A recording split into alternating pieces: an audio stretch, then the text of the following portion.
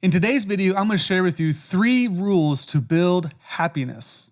I'm taking these rules from one of my all-time favorite books by Oliver Burkeman called 4,000 Weeks. This book has really changed my way of thinking when it comes to productivity and time. It's no coincidence that there are a lot of books out there right now when it comes to productivity and time management. I have probably tried every productivity app, tool, resource, even read a lot of books out there.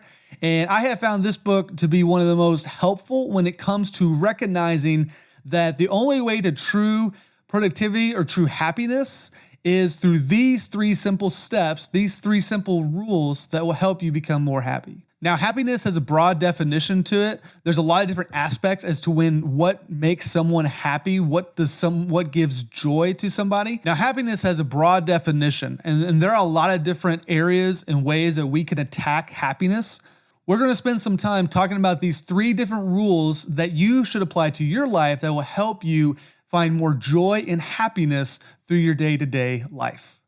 Now, today, we live in a world that we are constantly bombarded with new tips, new tricks, new rules, new ideas on how to be more productive. But all of this has led us to keep searching and to keep trying to find new ideas and new ways. Because honestly, if these things were working, then we wouldn't have to keep reading new books or new articles or new things to find joy in the things that we are doing. But nevertheless, we continue to fall into this trap where we are always trying to find a new way to be more productive, a new way to use our time more wisely. And so that's why these 3 rules, which I've kind of pulled from Oliver Burkeman's book, I think will help you kind of navigate your daily life so you can find more joy, not feel so stressed, and not feel so anxious about what you're doing with your time and how you're using it wisely. So rule number 1, don't fall into the productivity trap.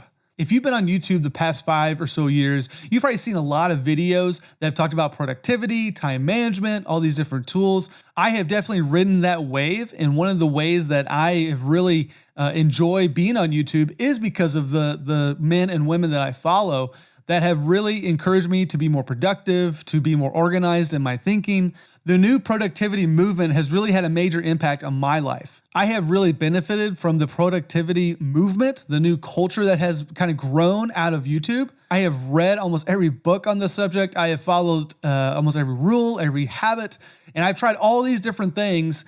And what I have found is that productivity can become a trap. It can become an endless cycle where we just continue to try new things and we fail and we try something else and we fail again. And this just becomes this cycle, this circular motion that we continue to go on, that we find no joy or peace. We don't find any happiness. We don't find any fulfillment. And I started asking the question, why? Why is that? Why am I finding myself just constantly wanting more? And then I read Oliver Burkeman's book, 4,000 Weeks. And in that book, he talks about how if we fall into this trap of productivity, all it's going to do is create more anxiousness and more urgency to continue to do more and more and more. Oliver Burkeman says this: productivity is a trap. Becoming more efficient just makes you more rushed, and trying to clear the decks simply makes them fill up again. Now, how spot on is that? I mean, can you imagine, you're being productive, you're getting things accomplished, you're doing what you feel that you need to do that day, but then all of a sudden there's this feeling that tugs on your heart, makes you feel that, hey, I need to do more, I should be doing this, I should be doing less, maybe I should be doing this over here. And all of a sudden your whole life is just filled with so many things that you want to do. And so even though you've put all these systems in place, you're being more wise with your time, all that happens is you're filled with more anxiety because you start adding more and more things to your plate. Now, I do this when I read books. Every time I pick up a book, I'm reading it, I'm enjoying it. I read fairly fast, but I also mark and highlight in my book, so it does take me a little bit of time to read. But as I get closer to the end of the book, I start speeding up. Now, I speed up not because I'm getting bored with the book or it's an easy part to read. No, I'm speeding up because I'm trying to get to the next book. See, productivity has created within me this mindset that, man, I have to read all these different books and all these different subjects to grow, to become, maybe more wise or to learn more about a particular subject. So what productivity has done for me is created this sense of urgency because am hit with this reality that I don't have all the time in the world. And that's one of Oliver Burkeman's main points in this book, is that we only have so much time. And so when you try all these hacks and when you try all these time management tools, you are met with the reality that you only have, everybody only has 24 hours in a day to get something done. And he argues that everybody only has about roughly 4,000 weeks to live from the day you are born to the day you die. Now, when you divide that by 52 weeks a year, you're thinking, wow, okay, 4,000, that's quite a bit. But the reality is it's not that much. So having tried all these hacks, all these time management tools, has it made me happier? Has it made me more fulfilled? I will say this, productivity has allowed me to become more intentional in my thinking and my doing. Now, that doesn't mean I'm happier. That doesn't mean that I'm more joyful, but it does mean that I'm able to organize my thinking in such a way that I'm trying to be more intentional in what I read, how I read it, how I take in information. But productivity has not made me happier. And that's the trap, that the rule that if we're trying to be happier in our life, that we cannot fall into this productivity trap, thinking that if I'm more productive, if I'm more manageable when it comes to my time, I'm going to find more joy. And that leads me to rule number 2.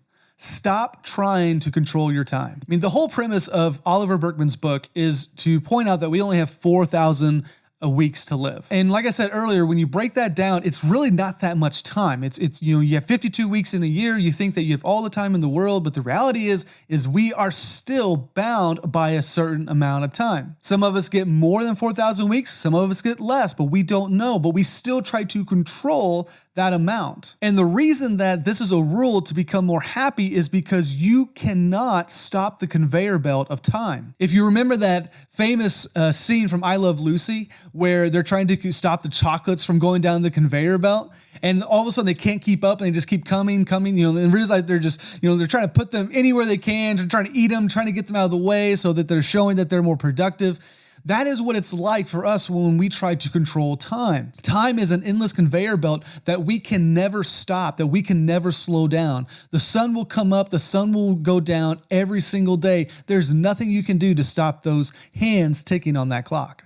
But then when the industrial age came about, so around the late 18th century, and this really became more true in the latter half of the 19th century, we took time and we made it a resource. And here's what Oliver Burkeman has to say about time as a resource. He says, once time is a resource to be used, you start to feel pressure, whether from external forces or from yourself, to use it well, and to berate yourself when you feel you've wasted it. Now, I have fell victim to this reality as well.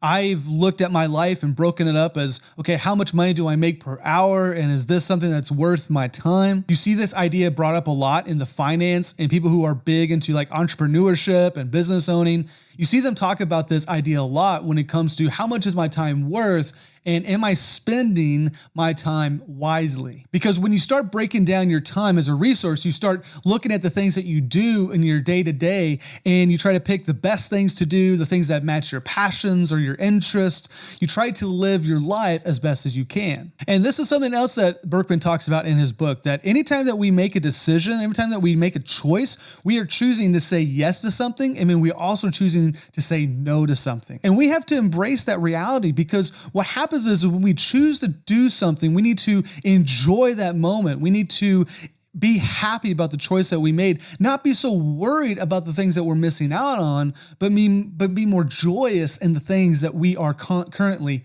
doing. Now, one of the traps that we can fall into, and this is why this is a rule to lead to more happiness, is that when we look at time as a resource, we have to pick and choose what we are going to do.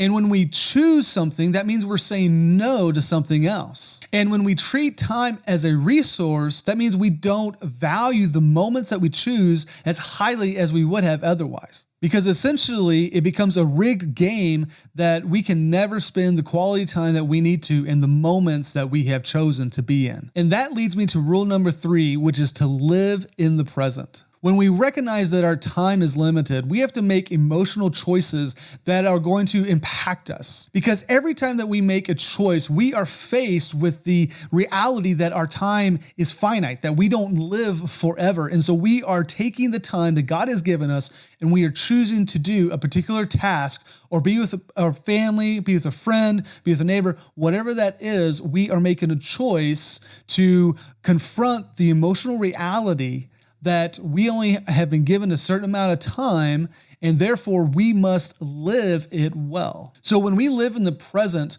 what we're saying is that the choice that I have made with the limited time that I've been allotted, I am going to enjoy the experience that I have chosen to partake in. Phone addiction is on everybody's mind these days. I've been reading and thinking about, how our phones have been changing us for probably the past 5 or 6 years. And what has happened is when we look at our phones, when we're scrolling, doom scrolling as they call it, what we are saying is we are trying to find an emotional hit that is going to numb us from the reality that our time is not infinite, that our time is limited, that we have to face the reality that there are going to be things in life that we're going to miss out on. So you can imagine every time you get on Instagram, Facebook, YouTube, whatever it is, even a website, like a news website or something, every time you hit that refresh button, what you're trying to do is it's almost like hitting a slot machine and trying to capture some new moment or some new feeling, making sure you're not missing out on something else that you can find more joy in. And you would think that this constant,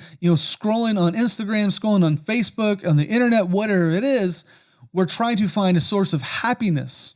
And you would think that you'd be able to find it because, again, it's like spinning the roulette wheel. Every time that there's a spin going, you might make a hit, right? You might find something that you enjoy. You might find something that you really attach to and really learn from. But what it really is that we have this fear of missing out. We have this fear of missing joy. And because that's ultimately what we all want in life.